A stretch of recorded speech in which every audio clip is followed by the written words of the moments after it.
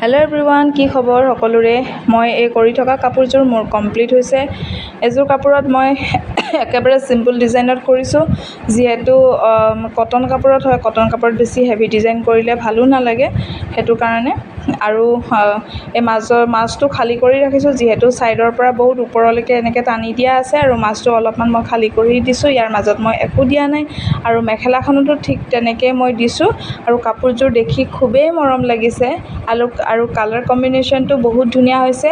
আৰু আপোনালোকৰ কেনেকুৱা লাগিছে প্লিজ একবাৰ মোক কমেণ্ট কৰি জনাব। আৰু সম্পূৰ্ণ কাপোৰযোৰ কেনেকুৱা লাগিছে প্লিজ মোক একবাৰ জনাব। আৰু আপোনালোকক যদি কাৰোবাক কাপোৰ লাগে, তেনেহ'লে মোৰ লগত কণ্টেক্ট কৰিব পাৰে।